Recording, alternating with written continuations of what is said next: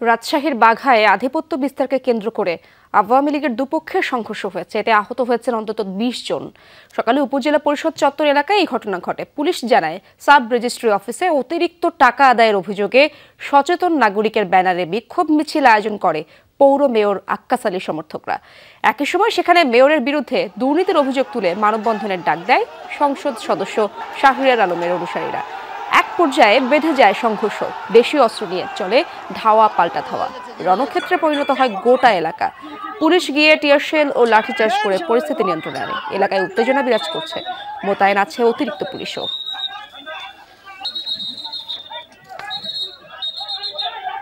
Shea butter, aloe vera ও vitamin E সমৃদ্ধ lily beauty soap. দর্শক, এ বিষয়ে আরো বিস্তারিত তথ্য জানবো আমার সহকর্মীর কাছ থেকে। রাজশাহীর বাগা থেকে যোগ দিয়েছেন আমার সহকর্মী তারেক মাহমুদ। তারেক, সংঘর্ষের পর এলাকায় এখন কি অবস্থা জানাবেন, সর্বশেষ কি অবস্থা, এবং সেখানে পুলিশ মোতায়েন হয়েছে দেখেছি আমরা, পরিস্থিতি কতটা স্বাভাবিক হয়েছে?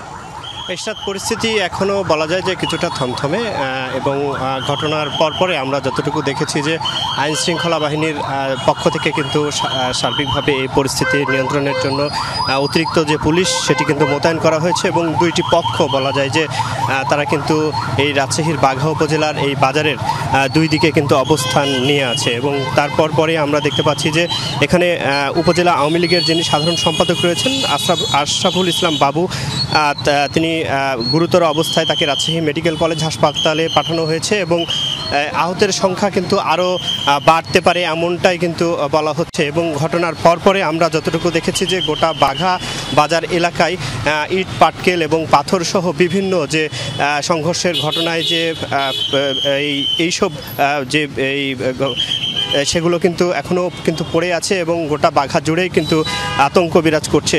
এবং আমরা যতটুকু দেখেছি যে আওয়ামী লীগের দুই পক্ষের মধ্যে কিন্তু এই সংঘর্ষের যে ঘটনা ঘটে, এই স্থানীয় মেয়র এবং স্থানীয় সংসদ সদস্য দুইটি পক্ষ, আমরা কিন্তু এখানে স্থানীয় যারা রয়েছে সংবাদকর্মী থেকে শুরু করে সকলের কাছ থেকে তেমনটাই জেনেছি।